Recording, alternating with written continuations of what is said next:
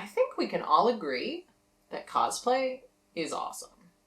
Not only does it allow you to pay homage to your favorite fictional character, but you get to basically access every tool in your creative arsenal to make something that you eventually get to put on and wear. That's amazing. Or at least I think it is. Honestly, I think my favorite part of the cosplay process is finding solutions to new problems that you've never encountered before. What do you do when you encounter an outfit that has something that you've never seen before and probably doesn't exist in this world? That's where you really get to get creative and figure out, how am I going to make this thing? How am I going to solve this problem? So that's kind of what I'm here to do today, is to solve a problem that I've never encountered before. I am currently working on a costume of Clara from Pokemon Sword. As you can see, it's mostly a sports uniform, so not too terribly complicated, but there's a few interesting bits and pieces to it that require a little bit more creative thinking.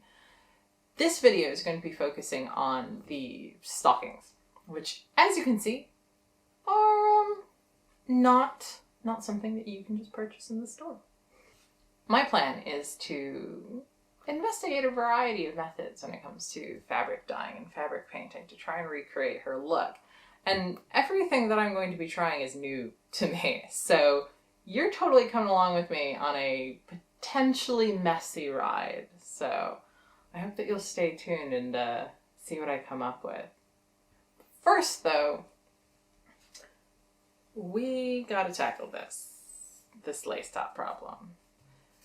As you can see, she doesn't have lace tops on hers, and frankly, I'd rather not have lace tops on mine. So to get started, I'm going to take a little bit of spare fabric and cover these lace tops up. So, are you ready? Let's go!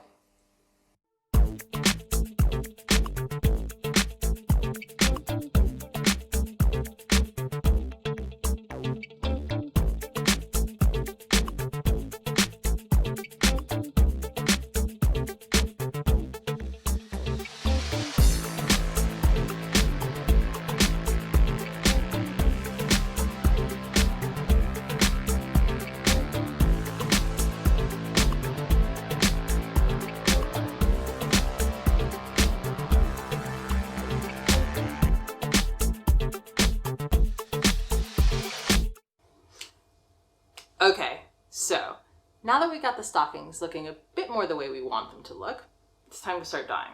Now, I'm going to start with the simpler of the two, since as you can see, there's one completely solid purple stocking and one that's, a little bit more complicated. So we're going to start with the solid purple one.